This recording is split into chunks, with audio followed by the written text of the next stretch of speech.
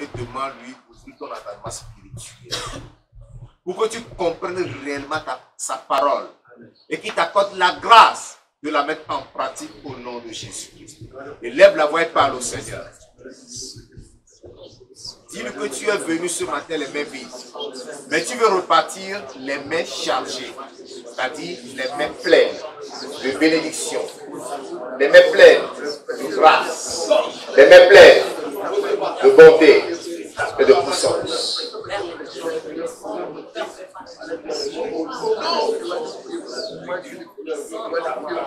Dis à Dieu de disposer ton cœur à recevoir de lui. De recevoir le meilleur de lui ce matin.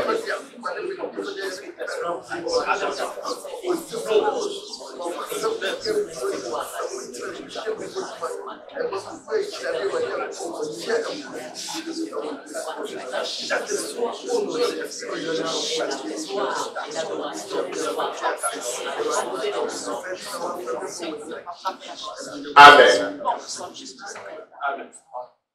Je suis béni comme Abraham. Je suis béni comme Abraham.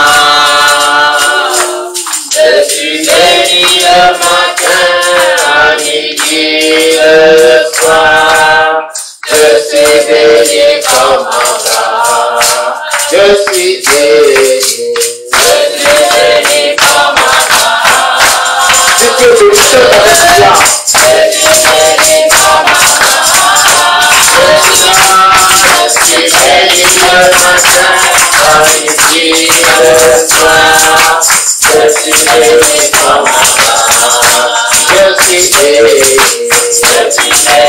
comme Abraham.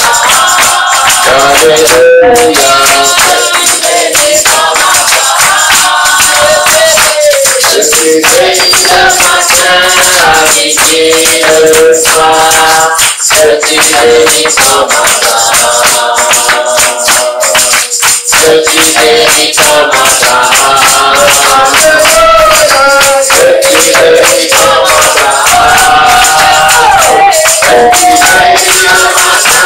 à midi, le soir. Je suis béni comme Abraham. Je suis béni comme Abraham. Alléluia. Je suis béni comme Abraham.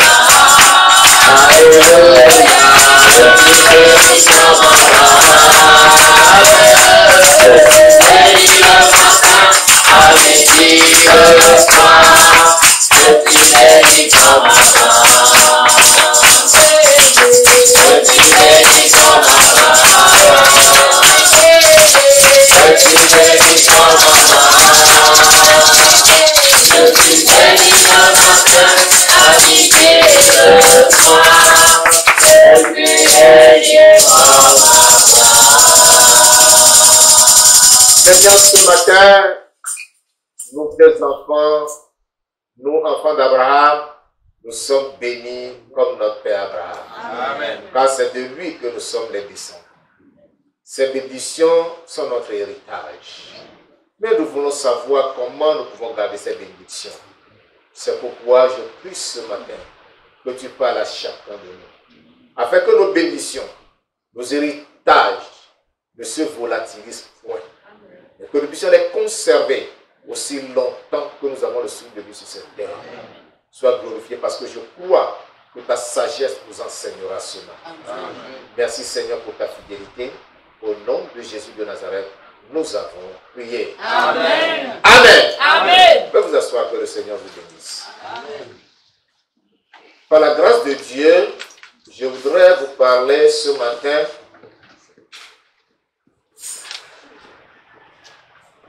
du thème « Comment garder ses bénédictions ».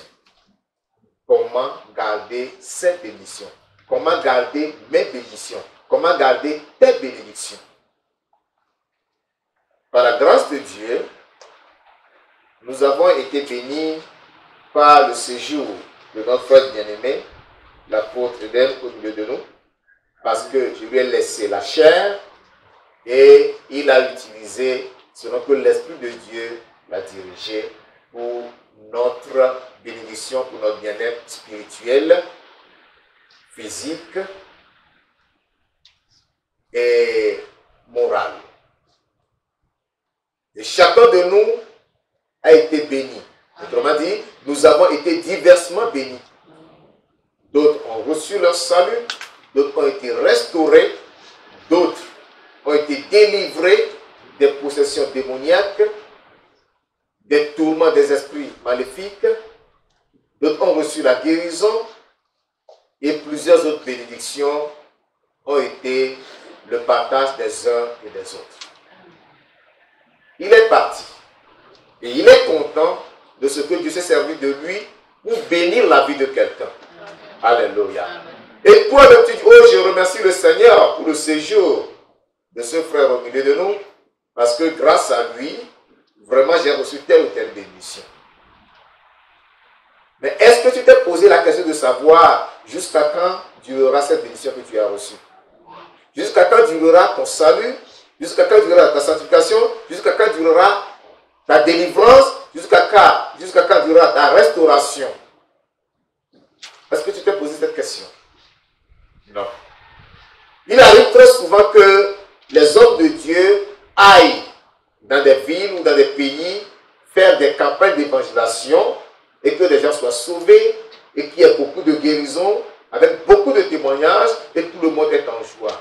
Mais après le départ de ces hommes de Dieu, ce qu'on remarque, c'est que ceux qui ont témoigné que j'ai été guéri, j'étais aveugle, j'ai recouvré la vue, j'étais sourd, maintenant j'entends, j'étais perdu ou pratique, maintenant je marche, ceux-là retombent dans leur maladie. Et on dit que cet homme de Dieu est venu faire de la magie. L'homme de Dieu n'est pas venu faire de la magie. Non. Si tu étais aveugle, Dieu t'a guéri. Et dans ta joie de ce que tu peux voir maintenant, tu passes tout ton temps à regarder la télé, à regarder toutes sortes de films. Il va se passer quoi? L'Esprit de Dieu n'est plus là en toi. À cause de ce que tu vois, à cause de ce que tes yeux convoitent. Quand l'Esprit de Dieu t'abandonne, que nous dit la Bible? Lorsque l'esprit malin est chassé d'une maison, il s'en va. Il erre à travers les lieux arides. Et ne trouvant aucun lieu de repos, qu'est-ce qu'il fait? Il retourne, il va consulter la maison d'où il était chassé. Et lorsqu'il voit cette maison balayée et ornée, il va chercher 7 autres démons plus coriaces, plus puissants que lui. Ils viennent maintenant au nombre de 8 s'installer en cette personne. Et la dernière condition de cette personne devient pire que la première. C'est ce que le Seigneur Jésus nous a enseigné. Voilà ce qui se passe. C'est que des gens ne savent pas ce qu'ils doivent faire pour conserver leur miracle, leur bénédiction, que ces choses leur arrivent. Mais le Seigneur ne veut pas que cela soit ton cas. C'est pour cela qu'il m'a mis à cœur de te montrer comment tu peux garder les bénédictions que tu as reçues. Amen. Alléluia. Amen. Vous voyez, une chose est d'être béni. Tu es béni. Une autre est de garder cette bénédiction. Autrement dit, en langage sportif ou athlétique, une chose est d'être champion, une autre est de se maintenir champion. Ce qui est rare dans le monde sportif. Lorsqu'on parle du Coupe du monde, du football par exemple, cette saison, c'est un pays qui gagne cette coupe, c'est lui qui est le champion du monde. Mais la saison prochaine, déjà en match de poule, ce pays qui était champion est détrôné. Il est disqualifié aussitôt. C'est quelqu'un d'autre qui devient champion. Mais nous, Dieu veut que, étant champion, nous demeurions champions jusqu'à son retour. Amen. Alléluia. Amen. Que ta bénédiction reste jusqu'à ce que Jésus-Christ revienne. Amen. Alléluia. Amen. C'est pour cela que le Seigneur Jésus-Christ même exhortait toujours ceux dans la vie de qui il déposait des bénédictions. Il leur disait quoi? Va et ne pêche plus de peur qu'il ne t'arrive quelque chose de pire. Alléluia. Amen. Jean chapitre 5, du verset 1 au verset 15. Une longue lecture, mais nous allons la faire. Jean chapitre 5, du verset 1er au verset 15e. Suivez, je lis. Après cela, il eut une fête des Juifs et Jésus monta à Jérusalem. Or, à Jérusalem, près de la porte des brebis, il y avait en hébreu Bethesda et qui a 5 portiques. Sous ces portiques étaient couchés un grand nombre de malades, des aveugles, des boiteux, des paralytiques qui attendaient le mouvement de l'eau, car un ange descendait de temps en temps dans la piscine et agitait l'eau. Et celui qui y descendait le premier, après que l'eau avait été agitée, était guéri, quelle que fût sa maladie. Là se trouvait un homme malade depuis 38 ans. Jésus, l'ayant vu coucher et sachant qu'il était malade depuis longtemps, lui dit, veux-tu être guéri? Le malade lui répondit, Seigneur, je n'ai personne pour me jeter dans la piscine quand l'eau est agitée, et pendant que j'y vais, un autre descend avant moi. Verset 8. Lève-toi, lui dit Jésus, prends ton lit et marche. Aussitôt cet homme fut guéri, il prit son lit et marcha. C'était un jour de sabbat. Les Juifs dirent donc à celui qui avait été guéri, c'est le sabbat, il n'était pas permis d'emporter ton lit. Il leur répondit, celui qui m'a guéri m'a dit, prends ton lit et marche. Ils lui demandèrent, qui est l'homme qui t'a dit, prends ton lit et marche? Mais celui qui avait été guéri ne savait pas qui c'était, car Jésus avait disparu de la foule, il était en ce lieu. Depuis, Jésus le trouva dans le temple et lui dit, voici tu as été guéri, ne pêche plus, de peur qu'il ne t'arrive quelque chose de pire. Cet homme s'en alla et annonça aux Juifs que c'était Jésus qu'il avait guéri. Amen. Amen. Vous connaissez cette histoire de l'homme malade depuis 38 ans qui était aussi couché sous les portiques ou l'un des portiques, attendant le mouvement de l'eau pour y descendre afin d'être guéri. Tellement que sa maladie a duré, il était faible, il était même abandonné de sa famille. Il y avait personne à côté de lui pour l'aider à descendre dans la piscine quand l'un descendait pour agiter l'eau. Parce qu'on dit que de temps en temps, un an descendait, agitait l'eau, et le malade qui y descendait le premier était guéri de son mal. Mais lui, le temps de se lever, il voit déjà quelqu'un plonger, boum, et il se couche encore, attendant que l'ange revienne encore. Il a passé des jours et des jours là-bas. Et quand Jésus l'a vu, il a eu pitié. Jésus a su que non, l'homme l'a souffert depuis longtemps, mais il n'y avait personne pour l'aider. Une seule question. Veux-tu être guéri? Au lieu de dire oui, il était là à raconter des histoires. Qu'est-ce que vous faites dans vos prières? Vous n'allez jamais droit au but dans vos prières. Vous êtes là à contourner, à faire des commentaires, comme si Dieu avait besoin de vos commentaires. Dieu n'a pas besoin de vos plaintes. Dis ce que tu as, dis ce que tu veux. Donc, c'est tout. Alléluia. Amen. Mais Jésus l'a compris. Jésus lui a dit seulement, lève-toi, prends ton lit et marche. Alléluia. Amen. Lève-toi, prends ton lit et marche. Et l'homme s'est levé. Il a pris son lit, il a commencé à marcher. Les Juifs, avec le fanatisme sabbatique, lui disent, hé, jeune homme, arrête. C'est le sabbat, hein, tu n'as pas le droit de porter ton lit. Jésus-Christ est le maître du sabbat. Amen. Alléluia. L'homme a dit, l'homme qui m'a guéri, celui qui m'a guéri m'a dit, prends ton lit et marche. Amen. Alléluia. C'est pourquoi j'ai pris mon lit et je marche. Amen. Alléluia. Amen. Il ne connaissait même pas Jésus, il ne savait même pas qui lui a dit de prendre son lit et de marcher. Mais Jésus-Christ l'a rencontré dans le temple. Il lui a dit, voici, tu as été guéri. Ne pêche plus, de peur qu'il ne t'arrive quelque chose de pire. Mes frères, ce matin, le message veut vous dire simplement que voici, vous avez été bénis. Voici, mon frère, tu as été sauvé. Voici, ma soeur, tu as été restaurée. Voici, tu as été délivré de l'oppression. Tu as été délivré des démons. Tu as été délivré des esprits de ta famille. Tu as été délivré des liens qui te retenaient captif. Maintenant, ne pêche plus de peur qu'il ne t'arrive quelque chose de pire. Jésus connaissait le secret. Et il savait que dans le monde spirituel, il y a de ces êtres qu'on appelle des démons. Ces esprits qui sont au service du diable, Lucifer, Satan, le serpent ancien appelé dragon. Jésus savait comment opéraient ces esprits. Jésus savait qu'il avait le pouvoir sur eux. Il a le pouvoir sur eux. Et lorsqu'il les chassait d'une vie, ils pouvaient revenir dans cette vie. Parce que ces esprits ont un droit. Le droit qui leur permet de hanter la vie de quelqu'un, de posséder la vie de quelqu'un, c'est le péché, c'est la désobéissance à Dieu. C'est pour cela qu'il disait toujours à ceux-là qui étaient délivrés de ne plus commettre le péché, de ne plus faire le mal. Parce que le mal qu'ils feraient était le droit aux démons de revenir s'installer en eux et rendre la situation plus compliquée qu'avant.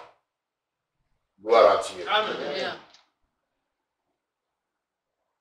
Jésus-Christ était ferme et donnait ses recommandations à ceux qui jouissaient de ces bénédictions, afin qu'ils puissent conserver leur bénédiction. Le pêche plus. Et il va expliquer cela dans Matthieu chapitre 12, verset 43-45. Matthieu 12, verset 43-45. Jésus a bien enseigné sur le mode opératoire des démons. Lorsqu'il dit,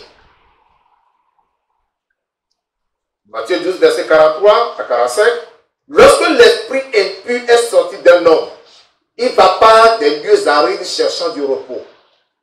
Et il n'en trouve point.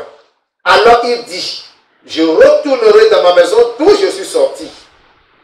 Et quand il arrive, il la trouve vide, balayée et ornée. Il s'en va. Et il prend avec lui 7 autres esprits plus méchants que lui.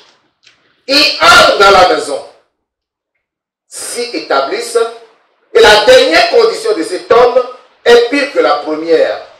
Et en sera de même pour cette génération méchante. Vous voyez? Il a donné cette génération de méchants parce qu'ils étaient incrédules à l'égard de Jésus-Christ, malgré tous les miracles que Jésus opérait dans leur vie. Ils, au lieu de suivre Jésus-Christ, ils retournaient plutôt à leur vomissement. Ils retournaient plutôt à leur péché. Ils retournaient à leur ancienne vie. Et Jésus leur enseignait ici, tout en les avertissant, que c'est vrai, les esprits méchants sont chassés de vos vies. Les maladies sont chassées. La paralysie est chassée. La cécité est chassée. L'acidité est chassée. Le mutisme est chassé. Mais attention, lorsque vous allez retourner au péché, l'esprit qui vous rendait malade reviendrait. Pas lui seul, mais il ira chercher cet autre esprit plus puissant que lui. Ils viendront s'installer. Ça, c'est un secret du monde spirituel que les hommes ne connaissaient pas. C'est Jésus qui l'a révélé. Parce qu'il fallait être spirituel. Et avoir vécu dans le monde spirituel pour connaître comment le monde spirituel opère. Et Jésus-Christ, étant esprit, alléluia, amen, a su comment le monde démoniaque opère. Et il a révélé ce secret. Mon frère, il faut que tu saches, toi aussi qui m'écoutes ce matin, que lorsque tu es possédé et qu'on te fait la délivrance, un démon, 2 démons, 3 démons, quel que soit le nombre, ces démons sont sortis de ta vie, cela ne te donne pas le droit de te vautrer dans le péché. Si tu le fais, chacun de ces démons ira chercher 7 autres démons plus puissants que lui. Et ils viendront s'installer en toi. Je suppose que tu as été délivré de 3 démons. Démons de vol, démons de mensonge, démons de fornication. 3. N'est-ce pas? Chacun d'eux ira chercher maintenant 7 autres démons. 7 fois 3. 21. 21 plus 3. 24. Ce sera maintenant 21 et 24 démons qui viendront s'établir en toi. Comment sera ta condition? Réfléchissez-y. Réfléchissez-y. Donc si par la grâce de Dieu, tu as été touché par le Seigneur, il a déposé dans ta vie une bénédiction, tu as l'obligation de conserver cette bénédiction. Mais comment? Comment conserver la bénédiction? Les 2 passages que nous venons de lire nous montrent l'enseignement de Jésus. Va et ne pêche plus de peur qu'il ne t'arrive quelque chose de pire. Lorsque l'esprit malin est chassé d'une maison, il va dans les lieux arides, cherchant du repos, n'en trouvant pas. Il retourne dans la maison d'où il a été chassé. Et lorsqu'il trouve cette maison balayée et ornée, bien propre, il retourne chercher cet autre démon et il revient s'établir. Et la dernière connaissance de la personne est pire que la première. Mon frère, c'est pour te dire que si tu te comportes comme le chien, si tu te comportes comme le chien, toi-même tu vas abîmer ta vie. Tu vas détruire ta vie. 2 Pierre, chapitre 1, verset 20 à 22. 2 Pierre, chapitre 1. 2 Pierre, chapitre 1, verset 20 à 22. Il est écrit. Qu'est-ce que je dis? Non, excusez-moi, ce n'est pas 2 Pierre, chapitre 1, c'est plutôt 2 Pierre, chapitre 2. C'est 2 Pierre, chapitre 2, non, chapitre 1. 2 Pierre, chapitre 2. Excusez-moi. 2 Pierre, chapitre 2. Verset 20 à 22. Il dit, en effet, si après s'être retiré des souillures du monde, par la connaissance du Seigneur le Sauveur Jésus-Christ, ils s'y engagent de nouveau et sont vaincus, leur dernière condition est plus que la première. Car mieux valait pour eux n'avoir pas connu la voie de la justice que de se détourner après l'avoir connu du saint commandement qui leur avait été donné. Verset 22. Il leur est arrivé ce que dit un proverbe vrai. Le chien est retourné à ce qu'il avait vomi et la truie lavée s'est vautrée dans le bourbier. Alléluia. Alléluia. Tu as connu le Seigneur par la grâce de Dieu. Et le Seigneur t'a touché. Le Seigneur a laissé 8 marques dans ta vie. 8 marques de liberté. Parce que Jésus-Christ est la liberté. Il a dit, vous connaîtrez la vérité. Vous le connaîtrez du Christ. Et lui, la vérité, il vous affranchira. Alléluia. Il vous rendra libre. Jésus-Christ vous a affranchi. Au lieu de garder cette liberté que Christ vous a accordée, vous avez pris cette liberté comme un prétexte pour retourner dans le monde, jouir du péché fait votre vie. La Bible me fait comprendre au verset 22 que le proverbe là vous sera appliqué. Le chien est retourné à ce qu'il a vomi. Vous voyez comment c'est abominable? Tu manges, tu fais ressortir par la même ouverture et tu vas reprendre par la même ouverture. Réfléchissez-y. Le chien a mangé, il a rendu, il retourne reprendre encore ses vomissures. Toi-même, tu dis non, je renonce au péché, je renonce au monde, je renonce au diable. Jésus, tu es mon Seigneur Sauveur personnel, parce que tu m'as béni, parce que tu m'as délivré, parce que tu m'as sauvé, parce que tu m'as sanctifié, je suis à toi.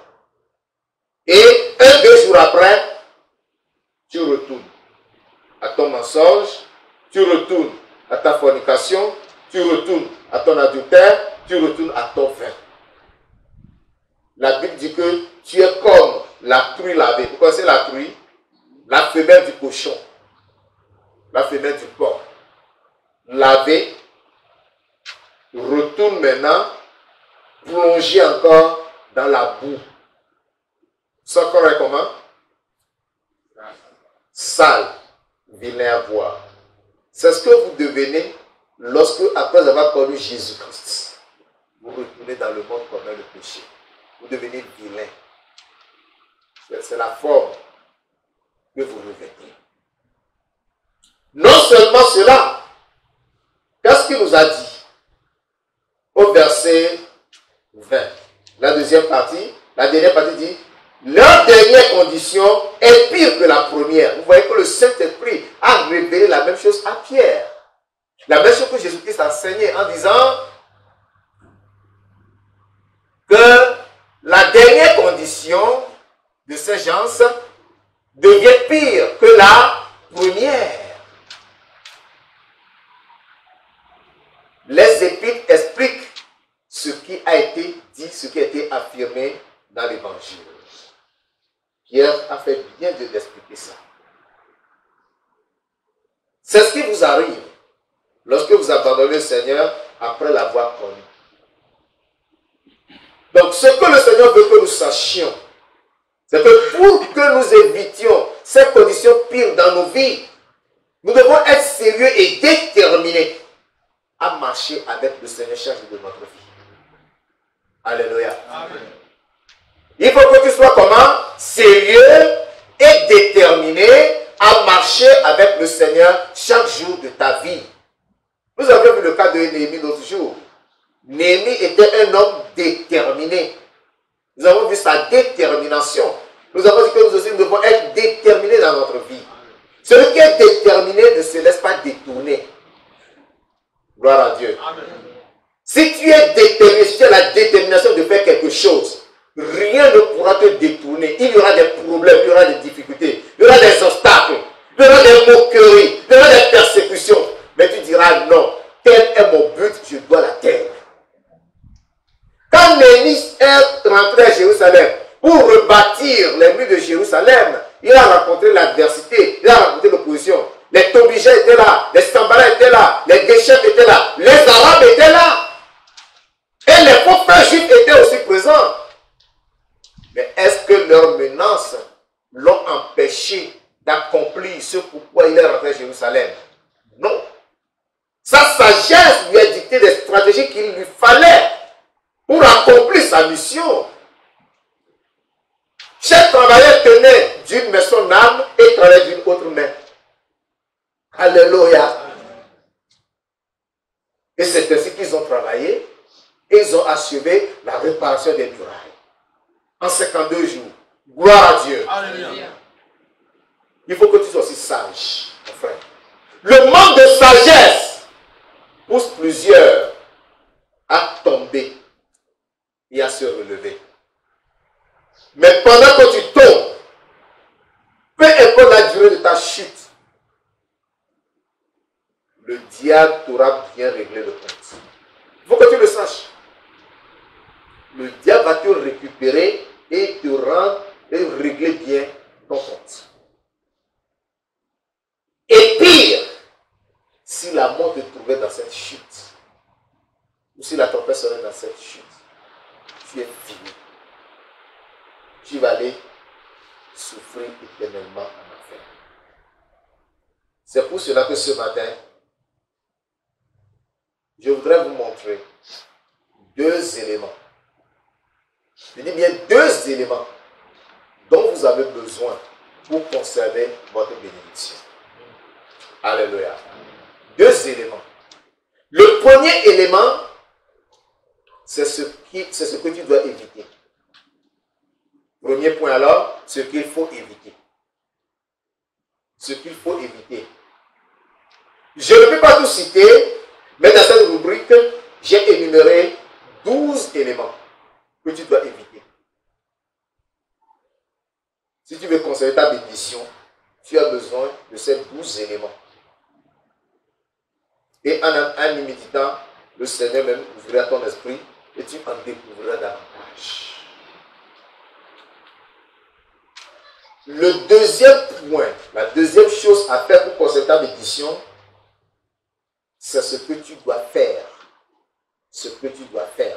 Donc le deuxième point, c'est ce qu'il faut faire. Mes sous-titres aujourd'hui sont un peu bizarres. Je reviens. Au premier point, ce qu'il faut éviter. 1. Le mal.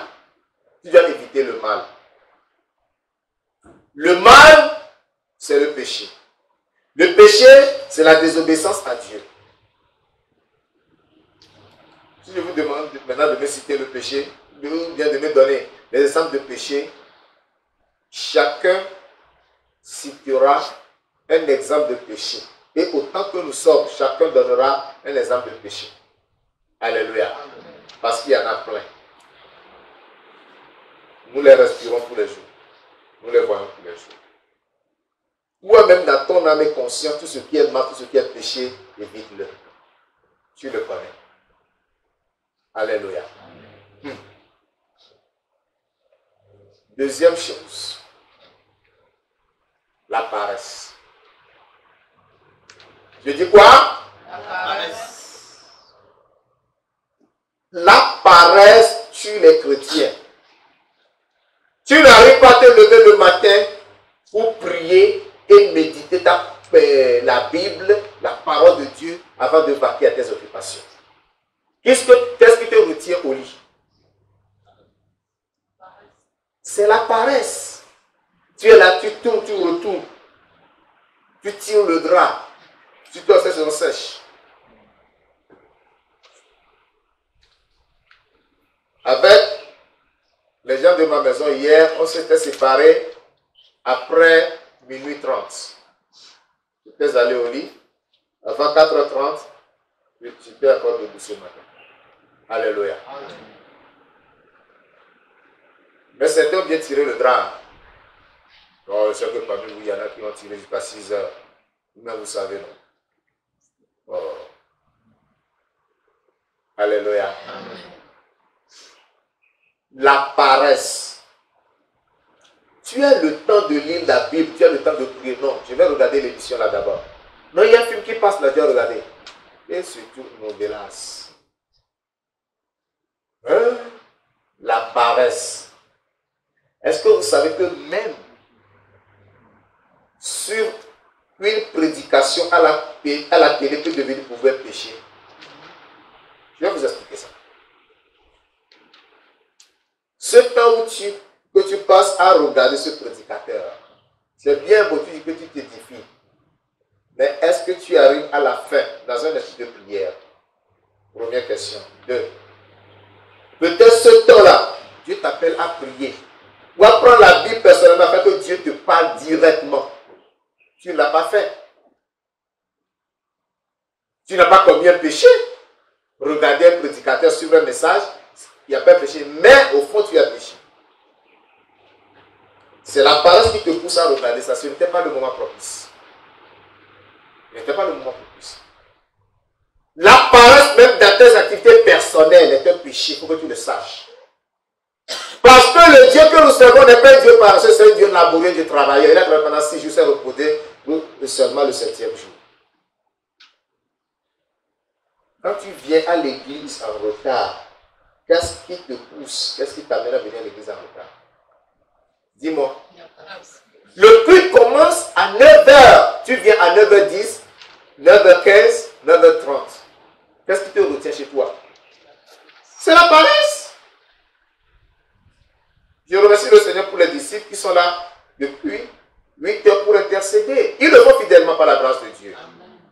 Mais quand on te dit viens à 9h, tu dis non, 9h c'est trop tôt. Il faut que j'arrive là-bas à 9h15, 9h30. C'est la paresse. Tu dois l'éviter. Troisième élément. Tu dois éviter les sources de la tentation. Il y a des sources de tentation qu'il faut éviter. Alléluia. Amen. Quelles sont les sources de tentation? La musique mondaine. Un chrétien qui a encore des CD, où tu as la clé USB dans ta clé, il y a encore la musique mondaine. C'est cette musique que tu écoutes. Pour tirer quelle édification? Cette musique te fait penser à toutes sortes d'ordures. Ça te fait penser au sexe, ça te fait penser à la boîte de nuit, ça te fait penser au vin, ça te fait penser à la violence, ça te fait penser à tout parce que la musique mondaine chante tout. Tous les thèmes ils sont développés. La délinquance est développée dans la musique mondaine. Tu vas écouter ça. L'esprit qui a animé, qui a inspiré ce chanteur à chanter, le même esprit va t'inspirer à expérimenter ce qui est chanté. C'est ce qui se passe. Et je me souviens d'un prédicateur qui disait, il y en a même que vous ne comprenez pas, mais il n'y avait que le son. Il n'y a que le son. Et quand tu danses là, on chante, on joue ça, tu danses là, Satan dit, loue-moi, loue-moi, loue-moi, loue-moi, loue-moi. Et ta danse ne fait que louer Satan, louer Satan, louer Satan, louer Satan. C'est ce qui se passe. Vous ne savez même pas. La musique mondaine, c'est une source grave de tentation. Les films mondains, les séries brésiliennes, novelas, Je ne connais même pas les films parce que moi, la télé dort là-bas, c'est accroché au mur. Je ne sais même plus quand j'ai renouvelé l'abonnement là. Vous regardez toutes ces choses-là. La mémoire est chargée de tout ça. Et quand vous agenouillez pour prier, c'est ça qui défile, c'est ça que vous voyez défiler. Et ça affecte même les élèves. Un élève qui passe tout le temps à regarder la télé, en classe, quand l'enseignant explique la leçon, ce sont les films là, tous les bouts là, les coups de fusil qui sont tirés par-ci, par-là, les embrassages, les baisers, tout ça là, tous ces incertitudes qui se commettent là, c'est ça qui défile dans sa pensée. Est-ce que vous comprenez? Oui, monsieur, parce qu'il veut que monsieur les libère vite. Qu'est-ce qu'il faut? Après, évaluez-les, ils n'ont rien compris. Qu'est-ce qui se passe? Les films mondains, ce sont des sources de tentation. Parce que tout ce que tu vois, et il n'y a pas de film où il n'y a pas d'impudicité. Citez-moi le seul film où il n'y a pas d'impudicité. Même des films dits chrétiens, il y a toujours l'impudicité pour agrémenter l'action. Tout cela est fait à dessein pour vous souiller, mes frères bien-aimés. C'est fait à dessein. Le diable est derrière tout ça. Il y a toujours des actes érotiques qui sont posés dans ces films pour vous séduire et pour souiller votre âme.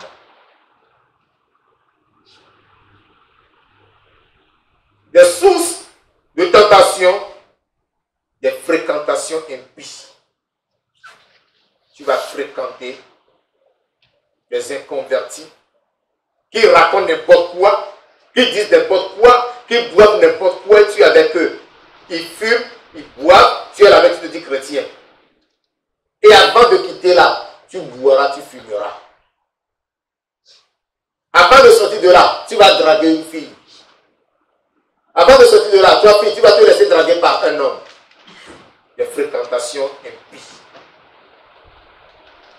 Et toutes ces images pornographiques que vous avez sur YouTube, dans votre téléphone, ce sont tout cela et bien d'autres qui constituent des sources de tentation que tu dois éviter. Quatrième élément. Les mauvaises compagnies et des personnes négatives. Il y en a. Qu'est-ce que la Bible nous dit? Les mauvaises compagnies corrompent les bonnes mœurs. Lorsque toi, tu as reçu une éducation biblique qui te montre la vie pieuse et que tu fréquentes des personnes impies, tu deviendras impie comme eux, comme elles. Autant pour moi, j'ai dit personne. J'ai dit les mauvaises compagnies et des personnes négatives. Il y en a qui sont négatifs dans leur vie. Eux, ils ne trouvent rien de bon. Tout ce qu'ils trouvent est mauvais. L'église est mauvaise. Les pasteurs sont mauvais. Tu es avec ces genres de personnes-là. Qu'est-ce que tu gagnes? Qu'est-ce que tu vas gagner? Tu vas commencer à contester ton église, à contester le pasteur, à critiquer Dieu. Oui. Pourquoi? Si Dieu existe vraiment, pourquoi telle chose arrive? Pourquoi telle chose arrive? Comme une fois on était à l'évangélisation. Un monsieur, il se disait vraiment sage, l'intelligent, dit oui, si Dieu est là, pourquoi il laisse Ali gagner les élections? Moi je dis les choses telles que cela se dit. Ali, il n'est pas gabonais. Il n'était pas candidat. Vous voyez comment les gens raisonnent. Tu es avec des gens comme ça. Tu vas perdre tout ce que tu as en toi. Ce sont des éléments dangereux à éviter. Des personnes négatives. Il faut les éviter. Cinquième élément. La présomption. La présomption. Qu'est-ce que la présomption? C'est l'opinion trop avantageuse de soi-même. C'est-à-dire que toi-même, tu t'estimes supérieur à tous les autres. Tu es au-dessus de tout le monde. Les autres là te sont inférieurs. Oh, je connais plus que tout le monde. Je sais mieux parler que tous les autres. Je m'habille mieux que tous les autres. C'est moi qui suis le plus diplômé de tous. La présomption. Alors qu'en réalité, tu n'es pas ce que tu penses être. La suffisance. La présomption, c'est aussi la suffisance. Mais tu te suffis à toi-même. Tu es suffisant. Une personne suffisante est une personne orgueilleuse. Il faut éviter la présomption. 6e élément, c'est la prétention. La présomption est le synonyme de la prétention. Mais la prétention, c'est une complaisance vaniteuse envers soi-même. C'est de la fatuité. Une complaisance vaniteuse. C'est-à-dire que tu te complais en toi-même. Et c'est-à-dire que tous les autres ne sont rien devant toi. Tous les autres sont minables pour toi. C'est toi seul qui vaille. Toutes les valeurs sont centrées sur toi-même. Il faut éviter ça. Le contraire de la prétention, c'est la simplicité. Dans cette vie, nous devons être plutôt simples. Alléluia. C'est un simple, ne compliquons rien. 7e élément. L'orgueil. L'orgueil. Tu veux te faire remarquer. Tu te montres au-dessus de tout le monde. Tu te lèves au-dessus de tout le monde. Tu es orgueilleux. Qui d'autre que moi ici? Personne ne me vaut. Personne ne te vaut, hein? Dis-moi ce que tu es qu'on ne t'a pas donné. La Bible dit, qu'est-ce que tu es qu'on ne t'a pas donné? La vie que tu as, c'est Dieu qui te l'a prêtée. La chemise que tu portes là, c'est quelqu'un qui te l'a donnée. Dis-moi que non. Moi-même, j'ai travaillé, j'ai gagné l'argent, j'ai payé. C'est faux. Si Dieu ne t'a pas donné le travail là, tu ne l'aurais pas acheté. Vous comprenez ça? La santé que tu as, c'est un prêt que Dieu t'a fait. Le juge Dieu dit, remets-moi ça, remets-moi ça. Est-ce que tu pourras résister? Va voir les médecins les plus expérimentés, ils ne pourront rien pour restaurer ta santé. Parce que le propriétaire l'a réclamé, il a restauré. Arrêtons l'orgueil. 8e élément, la confiance en soi. La confiance en soi t'amène à faire quoi? À exclure Dieu de tes projets, de tes programmes. Non, je suis rassuré, ça je vais le faire. Je me connais, j'ai la force, j'ai l'intelligence, j'ai la capacité. Ça s'appelle la confiance en soi. Le 9e élément à éviter, c'est la ruse. La ruse, c'est-à-dire cette habileté que quelqu'un a à agir de façon trompeuse. Hein? On trompe la vigilance des gens.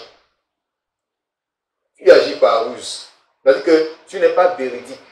Tu contournes. Et tu le fais habilement. La ruse. 10e élément à éviter, c'est l'hypocrisie. L'hypocrisie. Tu passes devant les frères alors que derrière, tu es souillé depuis tes cheveux jusqu'au centre de tes pieds. Mais quand tu es là, tu es un saint. Le samedi soir, tu vas commettre la fornication. Le dimanche, tu es à l'église. Alléluia! Gloire à Dieu! C'est toi qui pries plus fort. Alors que tu viens de quitter le lit de fornication. L'hypocrisie.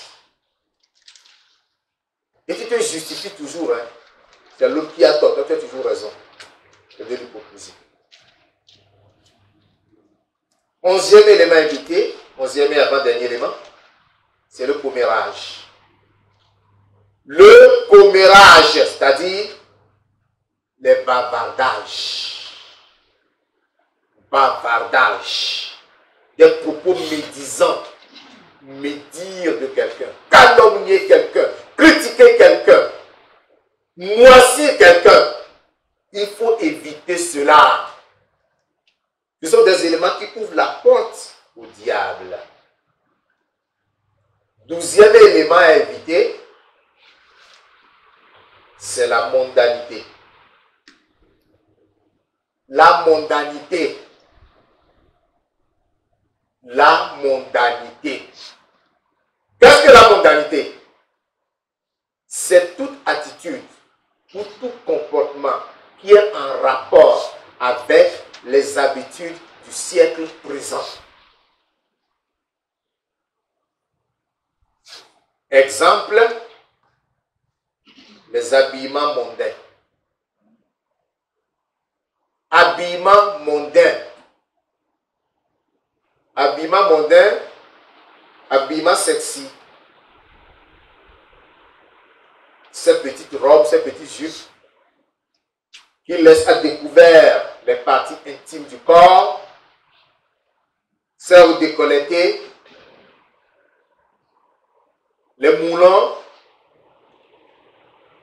etc., qui laissent traverser votre forme, qui dessinent votre forme entièrement. Ces mini provoquants, avec ces dessins insolites,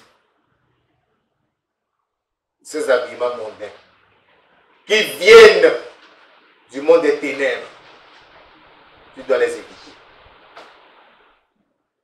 Les coiffures mondaines. Tiens, tu te coiffes avec, je ne sais pas moi, façon, des fentes, des hauts, des bas, hein, etc., pour paraître beau ou pour attirer les gens. Non. Et les femmes qui se complaisent à mettre les cheveux des morts sur la tête, des mèches, disent non, moi c'est les mèches naturelles.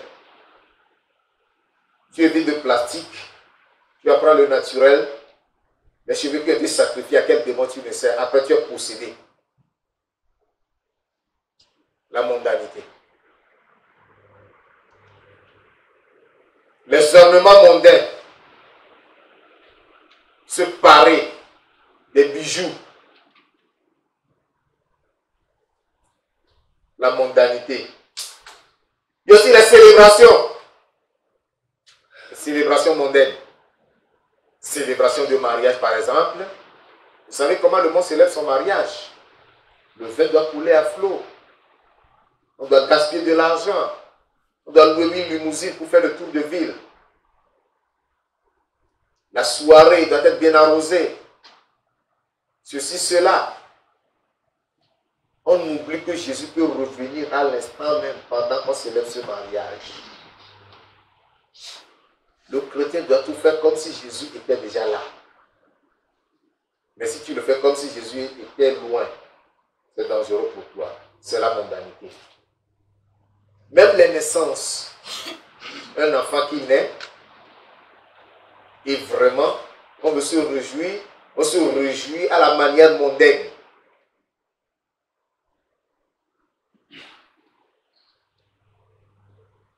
La musique mondaine, j'en ai déjà parlé.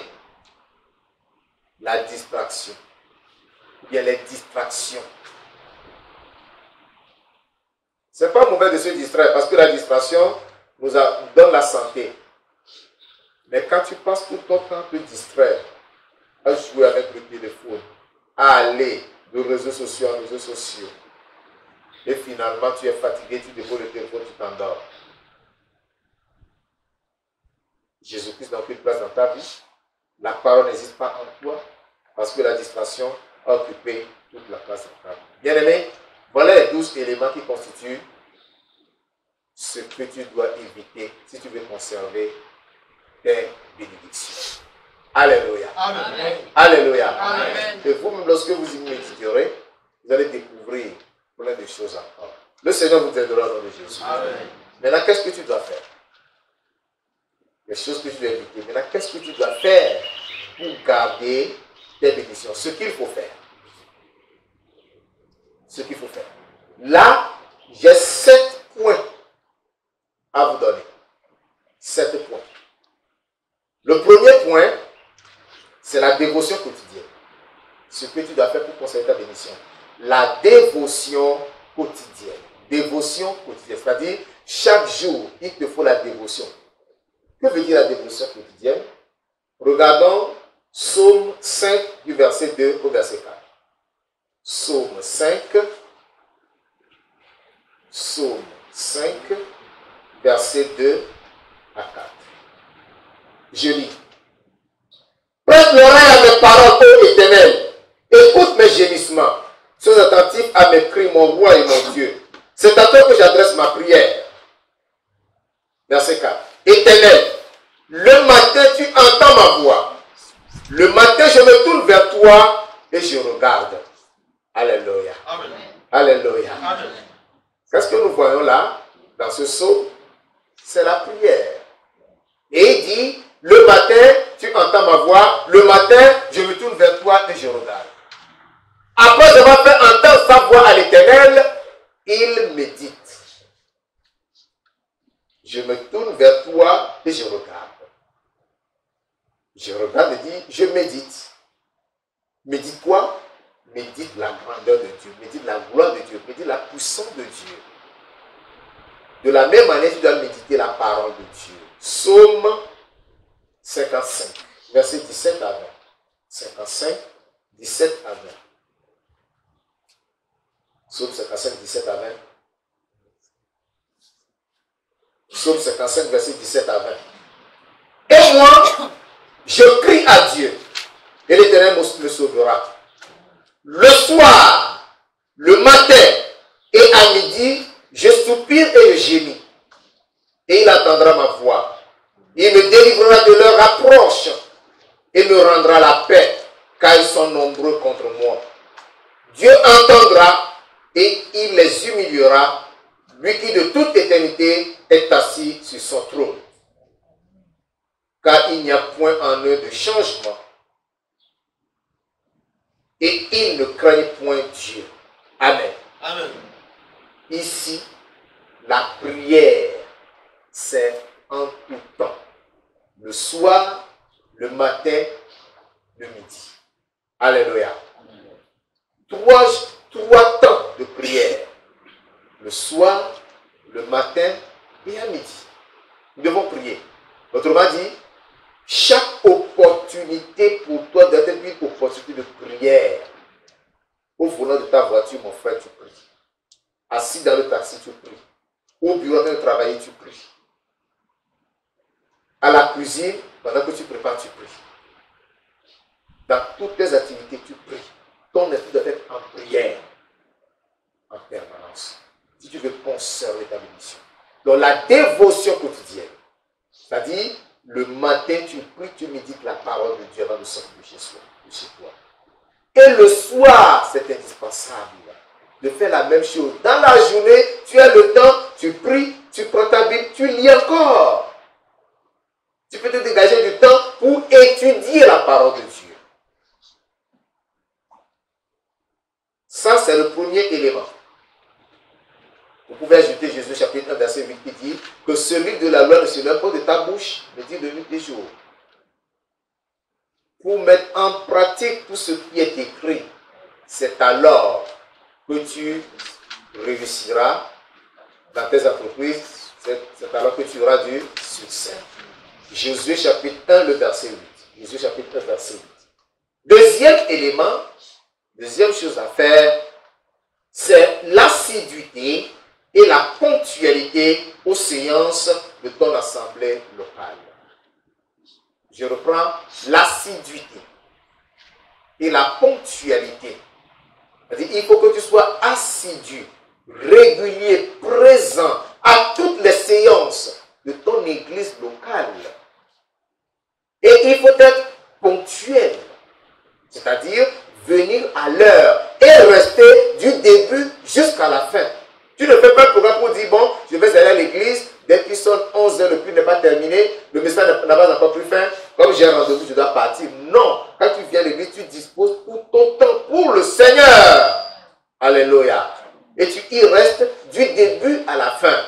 Tu viens à l'heure. Et tu es régulier dans toutes les séances. C'est comme cela que tu dois t'édifier. Hébreux 10, le verset 25. Hébreux 10, le verset 25. Il est écrit, n'abandonnons pas notre assemblée, comme c'est la coutume de quelques-uns, mais exhortons-nous réciproquement, et cela d'autant plus que vous voyez s'approcher le jour. Alléluia. Amen. Nous ne devons pas abandonner notre assemblée. Non. N'abandonne pas ton église. Ne va pas rester chez toi. Et lorsque la famille tient une réunion, et il faut un programme sur dimanche, seulement je reviendrai, mais après le culte. Alléluia. Je serai dans ce programme parce que c'est la famille, mais permettez que j'aille d'abord adorer mon Dieu dans sa maison. Vous dites 9h. Vous ne me verrez pas à 9h. C'est à 9h que mon culte commence. Alléluia. Mais si Dieu là-bas, comme ils ont dit à 9h, ok, d'accord, on se retrouve à 9h. Et toi, traiter, tu vas abandonner l'église pour aller s'asseoir à réunion de famille. À partir de 9h. Tous ceux qui sont là-bas ne sont pas chrétiens. N'oublie que parmi eux, il y a des sorciers. Il y en a qui viennent avec leurs flèches. Et ils lancent ça dans tous les sens. Et quand tu vas l'encaisser, tu vas courir. Pasteur, priez pour moi, ça ne va pas. Tu étais où pour ramasser la flèche là? C'est ce que vous ignorez. N'abandonnons pas nos assemblées comme cela pour publier quelques-uns. Il y en a qui abandonnent facilement leur assemblée. Il ne faut pas imiter cela. Troisième élément qu'il faut faire, c'est la mise en pratique de la parole de Dieu. Alléluia. Amen. La mise en pratique de la parole de Dieu. Lorsque tu écoutes la parole, ne sois pas un auditeur oublieux, mais sois un pratiquant.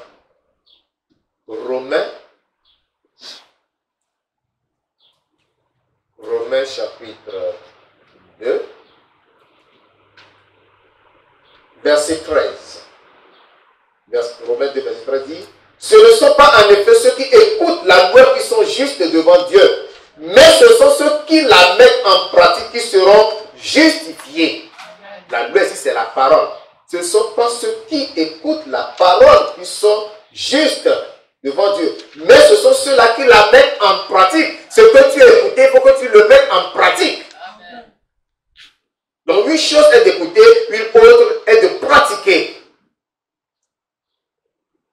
C'est pourquoi je déteste cette expression qui dit je suis chrétien mais pas pratiquant. Ça n'existe pas. Chrétien pratiquant n'existe pas. Hein? Tu ne peux pas être à moitié pour le diable et à moitié pour Jésus. Jamais. Si tu n'es pas un chrétien pratiquant, c'est que tu es pour le diable. Tu es un idolâtre. Tu es un païen. Tu es un inconverti. Le chrétien est pratiquant. Alléluia. Amen. Parce que tu écoutes et tu pratiques. Quatrième chose à faire. L'obéissance et la soumission au leadership. Alléluia. Amen. Les gens pensent que obéir à son pasteur, c'est de faire de lui une idole. Et puisque la Bible interdit l'idolâtrie, ils ne veulent pas obéir à leur pasteur. Non. La Bible même le recommande. L'obéissance et la soumission au leadership. Hébreux chapitre 13, le verset 17. Hébreux chapitre 13, le verset 17. Obéissez à vos conducteurs et ayez pour eux de la déférence. Car ils versent sur vos âmes comme devant en rendre compte. Qu'il en soit ainsi, afin qu'ils le fassent avec joie et non en gémissant, ce qui ne vous serait d'aucun avantage. Alléluia. Amen. Alléluia. Amen. Obéissez à vos conducteurs. Hébreux 13, verset 17. Et ayez pour eux de la déférence. Quand ils versent sur vos âmes, comme devant un rencontre. Puisque ton pasteur doit rendre compte à Dieu de ton âme, tu dois lui obéir. Si tu ne lui obéis pas, et que lui, il verse sur toi avec chagrin, en pleurant, c'est pour toi une malédiction. Il faut que tu le saches. Si tu fais pleurer ton pasteur, ou lorsque le pasteur veut prier pour toi, il prie pour les membres, pour les fidèles, il arrive à ton niveau, il verse des larmes parce que vraiment tu lui rends la vie pénible. Mon frère, ce n'est pas pour tes bénédictions. Tu dois lui obéir et avoir pour lui de la différence, respect. Soumets-toi à lui. Fais ce qu'il te recommande. Tout ce qui est conforme à la Bible, qu'il te recommande, fais-le. Amen. Alléluia. Amen. Cinquième élément.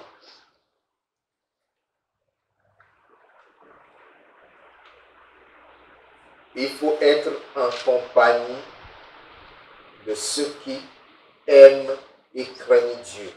La compagnie de ceux qui aiment et craignent Dieu. La compagnie de ceux qui aiment et craignent Dieu. Amen. ceux qui ne craignent pas Dieu, ceux qui n'aiment pas Dieu, tu ne peux pas faire compagnie avec ceux-là. Ils vont t'égarer. Même dans l'église, il y a des impies. Tous ne sont pas chrétiens. Tous ne sont pas sauvés. Tous ne sont pas convertis. Il faut avoir les yeux ouverts pour éviter les éléments dangereux. Alléluia. Luc, chapitre 8, le verset 21. Luc, chapitre 8, le verset 21. Jésus-Christ était avec ses disciples, puis on lui annonce que sa mère et ses frères sont là à sa recherche. Qu'est-ce qu'il a répondu? Luc, chapitre 8, verset 21. Mais il répondit, ma mère et mes frères, ce sont ceux qui écoutent la parole de Dieu et qui la mettent en pratique. Alléluia. Amen. Alléluia. Amen. Jésus-Christ était accompagné de ceux-là qui écoutent la parole et qui la mettent en pratique. Sa mère ne voulait pas croire, sa mère ne voulait pas obéir. Ses frères ne voulaient pas croire en sa mission, en son ministère. Il les a quittés. Maintenant, ils sont là en train de le chercher. Ils pensent que lorsqu'ils viendront là-bas, non, dites à Jésus que moi je suis sa mère, c'est moi Marie. Moi je suis Joseph son frère. Moi je suis tel. Alors Jésus dira non, faites-les venir. Ils ont dit non. Non, je ne peux pas être à votre compagnie. Voici ceux-là qui sont auprès de moi, qui écoutent la parole que je dis et qui la mettent en pratique. Ils sont ma mère et mes frères. Alléluia. Amen. Alléluia. Amen. Il faut comprendre la famille spirituelle. La famille spirituelle, ça dépasse la famille biologique. Amen. Les gens disent que les pasteurs divisent les familles, sèment la zizanie dans les familles. C'est faux. Parce que si quelqu'un est réellement né de nouveau, son cœur est transformé, sa vie est régénérée. Cette personne aime les frères dans la foi, dans la même foi précieuse que lui, comme lui-même. Et il est ouvert. Tes parents peuvent te rejeter. Tes amis peuvent te rejeter. Mais le vrai chrétien ne te rejettera jamais. Parce que vous et lui, ou bien lui et vous, vous avez fait alliance dans le sang de Jésus-Christ. Alléluia. C'est ce sang qui nous réunit. Et c'est une alliance inviolable. Gloire à Dieu. C'est une alliance inviolable. Le frère est prêt à tout donner pour toi. C'est la compagnie de ceux-là qu'il faut rechercher. Celui qui peut t'aider à grandir dans la foi. Celui qui peut t'aider à résoudre tes problèmes dans la prière et dans le soutien moral. Celui qui peut te donner des conseils utiles. Voilà ta mère, voilà tes frères. Voilà ceux sur qui tu dois t'appuyer plus. Dans nos familles biologiques, nous avons des divisions, non? Nous avons des querelles, non? Mais est-ce que dans l'église, il y a la même chose? Si dans une église, il y a la même chose, ça c'est que Jésus-Christ a abandonné cette église depuis longtemps. Cette église est livrée à elle-même. Sachez cela. Et ma prière est que la main du Seigneur soit sur nous ici. Qu'il n'y ait pas cette fissure parmi nous. Amen. Alléluia. Amen. Le Seigneur nous aidera. Amen. 1 Corinthiens 15, le verset 33. Toujours la compagnie de ceux qui aiment et craignent Dieu. 1 Corinthiens 15, le verset 33.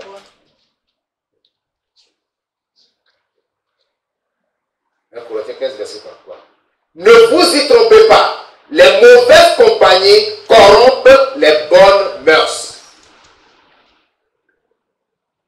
Quand tu vas chercher la compagnie des mauvaises personnes, la bonne semence qui est semée en toi sera corrompue, sera détruite. La vie pieuse, la vie sainte qui t'est enseignée sera détruite. Et tu seras semblable à ceux-là. Avant-dernier élément, le 6e, c'est le témoignage. Le témoignage. Est-ce que nous ne comprenons pas le témoignage? Jean 5, verset 15. L'évangile de Jean, au chapitre 5, le verset 15.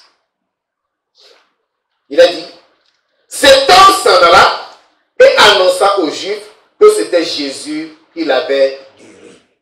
Gloire à Dieu. Gloire à Dieu. Qu'est-ce qu'il faisait? Il rendait témoignage de ce que Christ lui a fait. Qu'est-ce que Christ a fait pour toi? Qu'est-ce que Jésus a fait dans ta vie? Que cela soit ton témoignage à tes ennemis, aux ennemis de Christ. Lui témoignait devant les ennemis de Christ.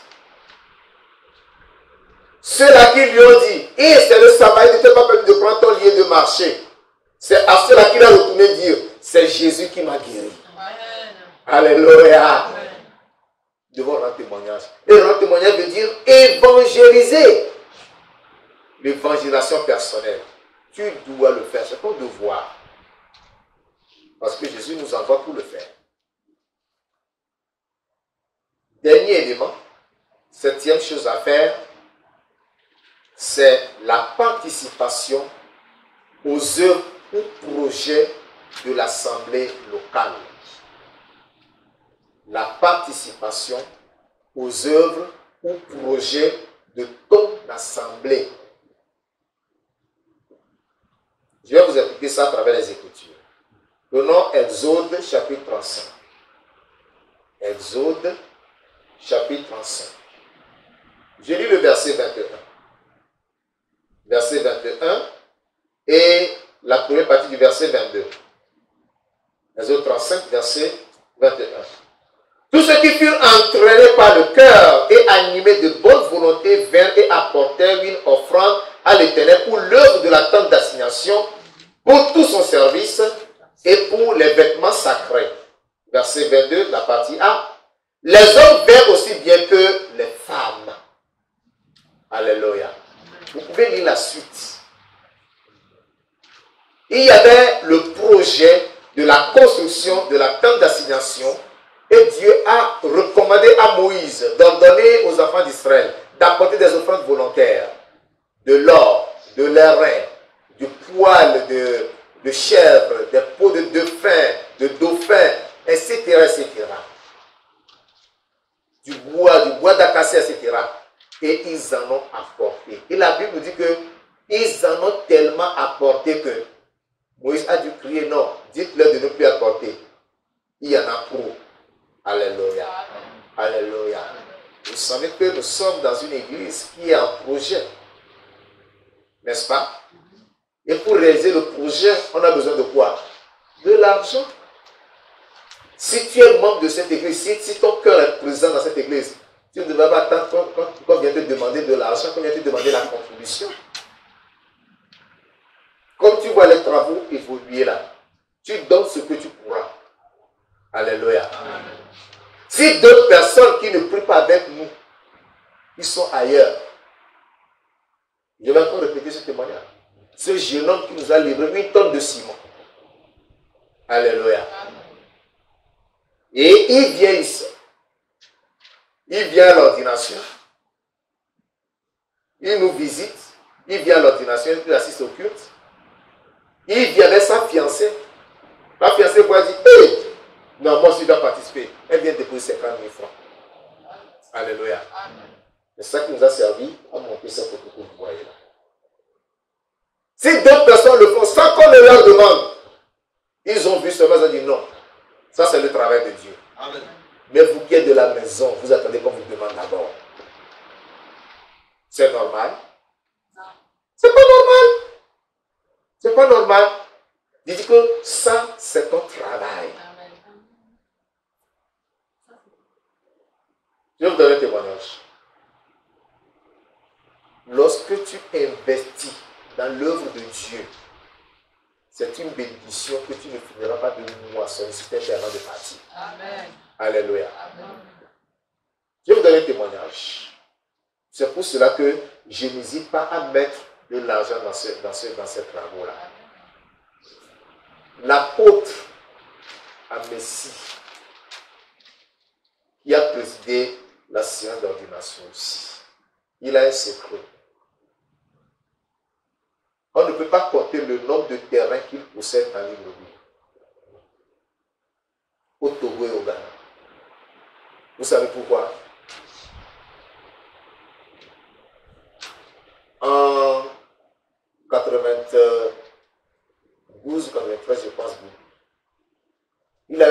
petite épargne de 50 000 francs. Et l'église dans laquelle il priait avait besoin de l'argent pour louer un local pour le culte. Parce qu'ils quittaient Lomé pour aller prier au Ghana, la frontière étant fermée, il faut qu'ils aient leur église locale à Lomé. Et le pasteur en a parlé à un frère. Le frère, sachant que lui, il a une cachette, est venu le voir. Ah, la cachette là, dont tu veux faire ce projet-là, l'église a un problème. Donne ça. Il a payé 50 000 à donner. Alléluia. C'est de là que sa bénédiction a commencé. Je pense 2 ans après, il a acheté son premier terrain. Et il dit, quand j'étais chez lui avec l'apôtre d'Ève, il nous a dit que les terrains continuent de le poursuivre. Lui-même dit non, laissez-moi, je ne veux plus, je ne veux plus. Alléluia. Je connais sa maison à Lomé. Sa maison à Lomé dépasse là où il habite là. Il en a au Bénin, il en a au Ghana. Il a encore plein de terrains au Togo. Il a essayé de nous les citer. Lorsque tu donnes volontairement et de bon cœur à Dieu, tu investis dans son œuvre. C'est une bénédiction que tu ne finiras pas de moissonner avant de quitter ce monde. Alléluia. C'est pourquoi je vous exhorte. Comme les enfants d'Israël l'ont fait ici. Et ils ont donné au-delà de ce qui leur a été exigé. Donne tant que tu pourras. Alléluia. Dieu ne t'abandonnera pas. Ne te délaissera pas. Verset 29 pour terminer ce passage de cette partie. Tous les enfants d'Israël, hommes et femmes, dont le cœur était disposé à contribuer pour l'œuvre que l'Éternel avait ordonnée par Moïse, apportèrent des offrandes volontaires à l'Éternel. Amen. Amen. Si ton cœur est disposé, donne. Amen. Mais si ton cœur n'est pas disposé, il ne faut pas donner. Amen. Hein? Non, si le cœur n'est pas disposé, que tu donnes. Parce qu'il veut qu'on construise, non, je donne. Il n'y a pas de bénédiction. Mais lorsque le cœur est disposé, tu donnes avec joie, avec le sourire. C'est là où tu seras béni. Amen. Alléluia. Amen. Vous voyez, il y a plusieurs manières d'avoir la bénédiction de Dieu. Vous voyez, ces mêmes qui sont devant ici. Ces mêmes sont sortis du salon de quelqu'un. Après, c'est resté. Vous ne vous demandez pas pourquoi les meubles ne quittent pas. Hein? Ces mêmes sont restés, son salon vide à leur boussole. Mais je sais qu'il en achètera de meilleurs que ça. Amen. Alléluia. Amen. Alléluia. Amen. C'est comme ça que Dieu agit. Amen. Lorsque tu donnes, Dieu te récompense. Amen. Je vais conclure mon message en lisant Jean chapitre 15, verset 4 à 8. Comment garder vos bénédictions. Jean 15, verset 4 à 8. Je lis. Demeurez en moi, je demeurerai en vous. Comme le sarment ne peut de lui-même porter du fruit s'il ne demeure attaché au cep, ainsi vous ne le pouvez non plus si vous ne demeurez en moi. Je suis le cep, vous êtes les sarments.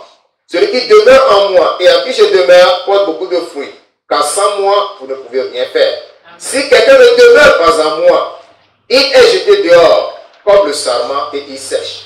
Puis on ramasse les sarments, on les jette au feu et ils brûlent. Si vous demeurez en moi et que mes paroles demeurent en vous, demandez ce que vous voudrez et cela vous sera accordé.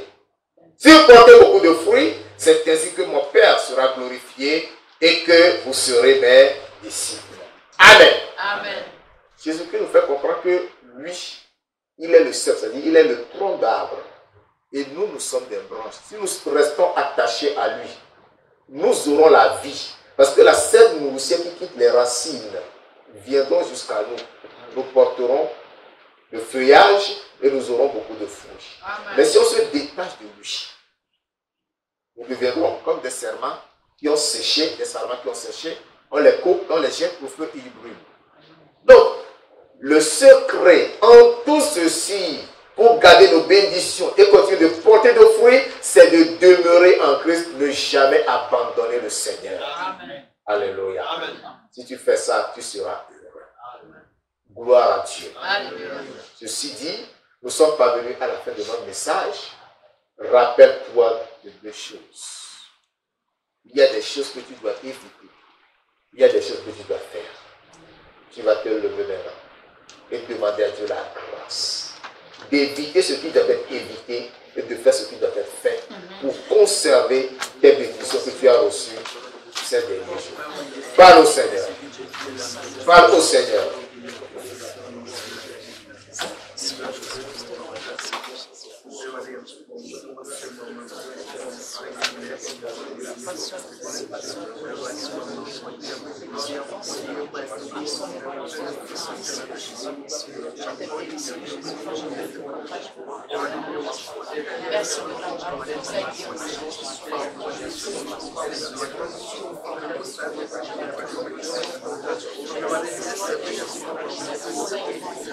Tu sais ce que tu dois éviter le mal. Dis au Seigneur, donne-moi la grâce, soutiens-moi. Évitez tous ces 12 éléments que je dois éviter.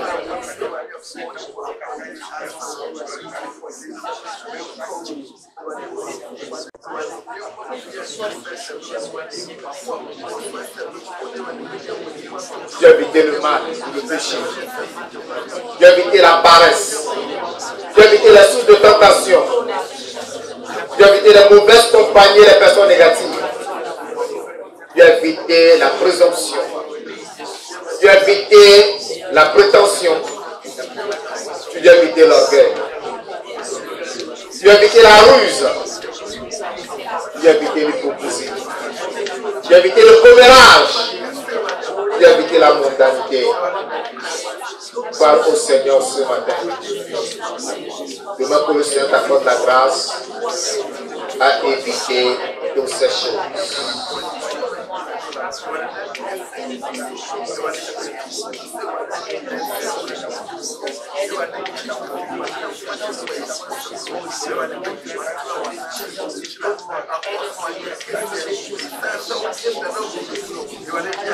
Ce qu'il faut faire, ce que tu dois faire pour garder ta bénédiction, c'est la dévotion quotidienne. Dis au Seigneur, Seigneur, accorde-moi la grâce à être régulier dans la dévotion quotidienne. Et pour le faire, tu dois être capable de te lever tôt, avoir du temps. 30 minutes, 35 minutes, 1 heure. Pour la prière et la méditation de la parole avant de sortir de chez toi chaque matin. Et le soir, avant de dormir, tu dois faire la même chose. Et dans la journée, tu dois prier, tu dois lire la Bible, tu dois étudier la Bible, tu dois méditer encore la Bible. Dieu souhaite t'accorder la grâce. Dieu souhaite te soutenir.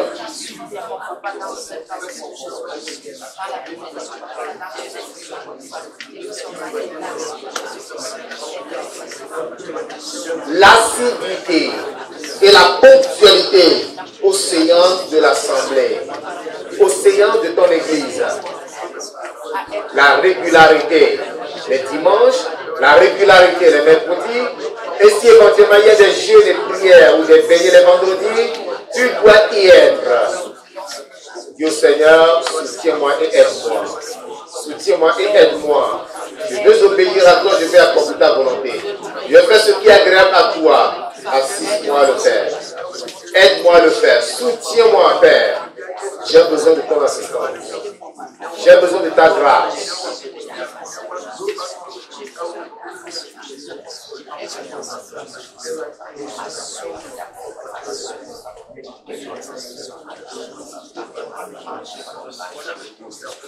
La mise en pratique de la parole de Dieu. Dieu Seigneur, Seigneur, je ne veux pas être un auditeur oublieux, mais je veux pratiquer ta parole. Accorde-moi la grâce.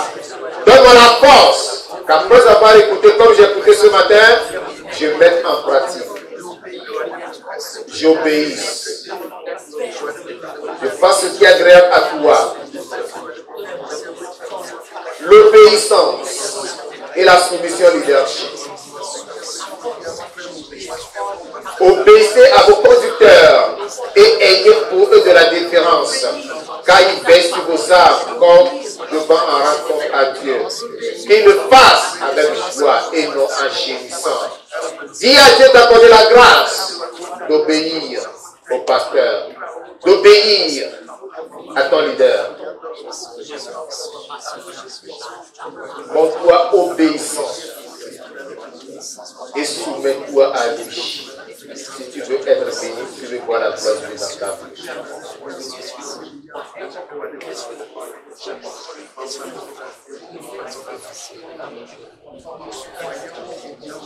Aimer la compagnie de ceux qui aiment et craignent Dieu.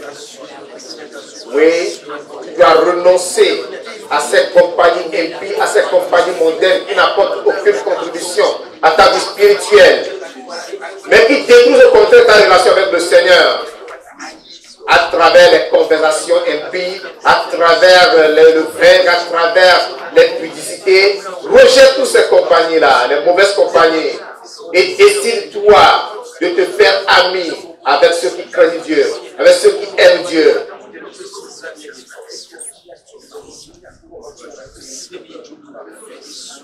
Le témoignage. Ce malade de 38 ans guéri était allé annoncer aux Juifs que c'est Jésus qui l'a guéri. Toi aussi tu as des témoignages à rendre de Jésus par rapport à ce qu'il a fait dans ta vie. Dis Seigneur, j'irai, je le ferai. J'irai, je le ferai.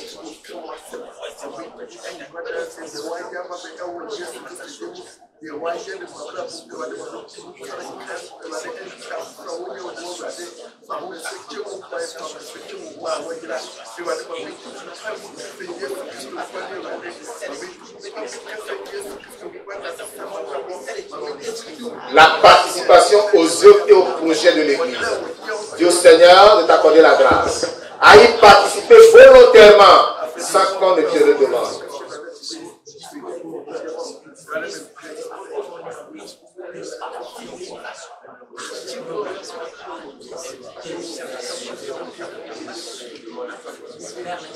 Comme les enfants d'Israël ont participé en contribuant, en donnant des objets d'or, des objets d'argent et des reins, en donnant des poudres de vin, des poils de chair, etc., des bois d'acacia, tout ce dont on avait besoin, des étoffes teintes. Toi aussi tu vas donner. Tu donneras de l'argent, tu donneras du ciment, tu donneras du fer, tu donneras du gravier, tout ce que tu pourras donner, tu en donneras pour que cette œuvre se fasse. Voilà Dieu. Si tu fais de ce projet une priorité, le Seigneur te visitera et te bénira. Si tu fais de ce projet une priorité, le Seigneur te visitera et te bénira. Mais si tu le négliges et que tu mets ton projet personnel au-dessus, en avant, tu feras que les choses ne marchent pas comme cela doit marcher.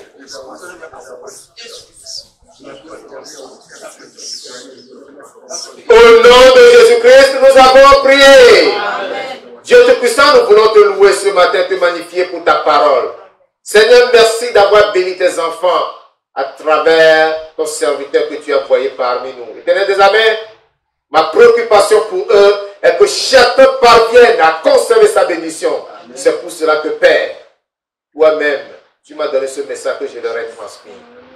Je prie que la grâce et le Saint-Esprit les aident à éviter tout ce qu'ils doivent éviter pour garder la bénédiction au nom de Jésus-Christ.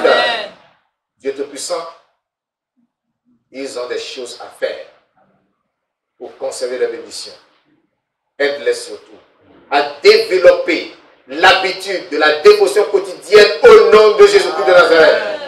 Père Tout-Puissant, soutiens-les, fortifie-les, afin que chaque jour, ils prient, ils communient avec toi, à travers la prière, à travers la lecture, et la méditation de ta sainte parole au nom de Jésus-Christ. Accorde la grâce, Père de gloire, de ne pas être des auditeurs oublieux, mais que chaque fois qu'ils écoutent ta parole, ils puissent la mettre en application au nom de Jésus-Christ. Leur assiduité à l'église est nécessaire. Dieu Tout-Puissant, aide-les. Afin que personne n'abandonne son assemblée sous quelque prétexte que ce soit. Mais que chaque fois que nous devons nous rencontrer, que ce soit le dimanche ou le mercredi ou un autre jour, Seigneur Dieu Saint-Père, ils se disposent à honorer de leur présence chaque séance et que toi tu les bénisses en abondance au nom de Jésus-Christ. Les amis, Père de gloire, accorde la grâce de se montrer obéissant et soumis au leadership que tu as établi sur eux dans cette assemblée. Pour que Seigneur Dieu, il soit dirigé avec joie Et que mon Dieu, mon Père, toi tu les exauces lorsqu'ils viendront à toi ou lorsque ton serviteur priera pour eux au nom de Jésus-Christ. Dieu Tout-Puissant, nous te rendons la grâce et te magnifions. Parce que le malade de 38 a guéri, a lancé le défi en allant rendre témoignage auprès des ennemis même de Jésus-Christ en disant que c'est Jésus qui m'a guéri. Je prie que chacun de nous ici qui a reçu une touche, qui a reçu une bénédiction, puisse aller rendre ce témoignage aux hommes de son entourage pour leur dire que Jésus-Christ est vivant. Amen. Ils viennent à lui pour avoir la solution à leurs problèmes au nom de Jésus-Christ. Éternel des armées, je vais te bénir et te magnifier. Amen. Le projet de construction est là. Toi, tu l'accordes la grâce. Amen. De comprendre que ce projet, c'est eux qui les portent. Ce n'est pas quelqu'un de dehors. Et que chacun, comme les enfants d'Israël dans le désert, ont donné de l'argent, de l'or et de l'airain, du bois d'acacia, des poils de chèvre, des peaux de dauphin, des étoffes teintes pour la construction de l'arche et pour la confession des vêtements sacrés.